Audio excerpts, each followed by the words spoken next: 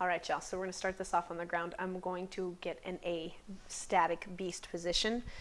So a straight line from my wrist to my elbow to my shoulder, eyes of the elbow pits forward, slight bend in the elbow, and then gripping the ground with my fingertips.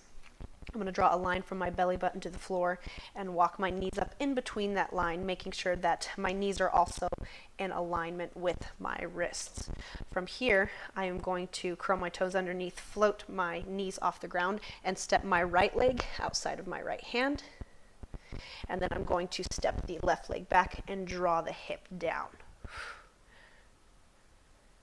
Good. From here, we're going to begin our tap to switch. So I'm going to tap back into a plank position and then bring the left leg outside of the left hand, dropping the hip, and then eye gaze slightly forward, pulling the shoulders back. Tap, tap, plank, front step with both hands down.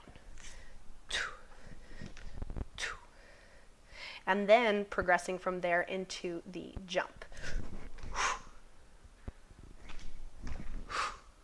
Maintaining tension through the shoulders. Notice this from the side again.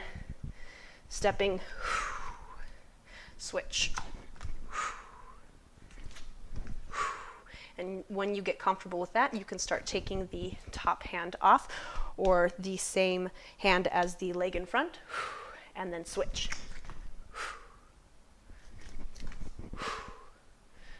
Good. From there, we're going to go ahead and add on to this flow. All right, guys, so we're going to learn how to transition from our front step back into static beast into our front step on the other side. So starting in our static beast, I'm going to go ahead and transition into my right front step, my hand pulled up. Now from here is where we're going to go back into static beast. So I'm going to set my hand down, create some tension through the shoulders, and pull both legs back into static beast. And what I'm looking for when I land is to have the knees directly underneath me in alignment where they should be in static beast. And from here I'm able to step out to the other front step. So front step, static beast, front step, okay? And from the side, front step, static beast, front step, static beast, front step.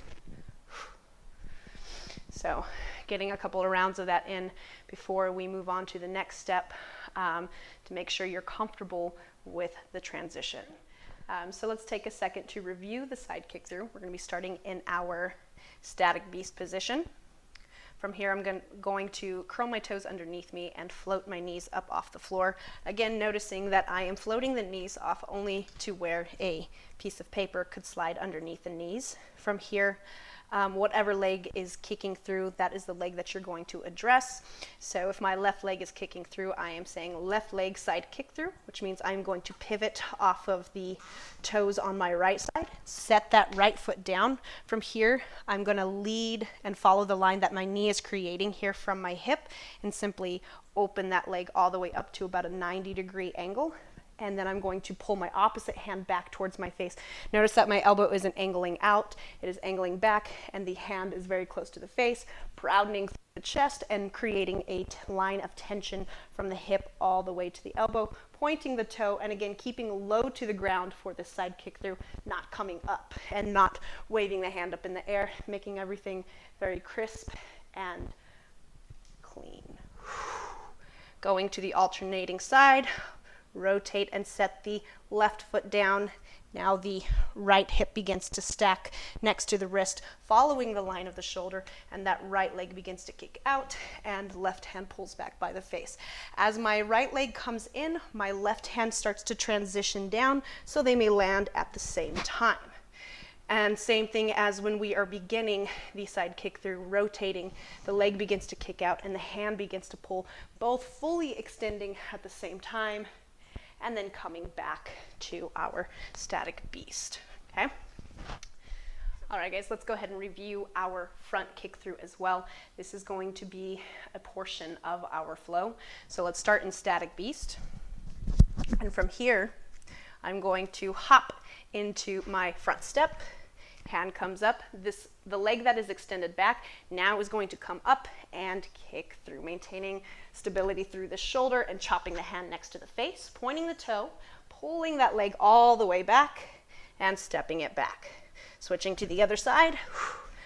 Hand comes up to clear and make room for the leg to shoot all the way through, then hand chops by the face. And then stepping it back and switching to the other side. All right, y'all. Now, so let's go ahead and knock out the full flow. So we are going to start slow first, and then we're going to increase our speed as we gain understanding of the rhythm and the pattern of the flow. So starting in our beast position, we're going to go right leg front step, left leg kicks through. As the left leg kicks through and pops back into middle, set your right hand down and your right leg is going to go for a side kick through. So you're going to set and then right leg side kick through.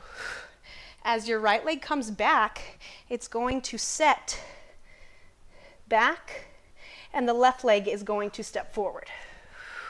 Right leg kicks through. Pop it back to the center, left leg side kick through. Nice. As you come back, right leg is going to hop into your front step. Left leg kicks through. Coming back to center, right leg side kick through. So if we start to increase the speed of it,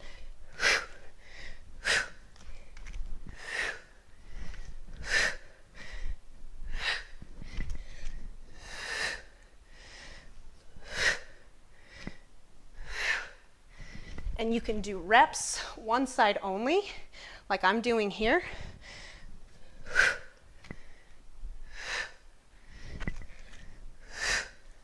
Or you can do alternating sides.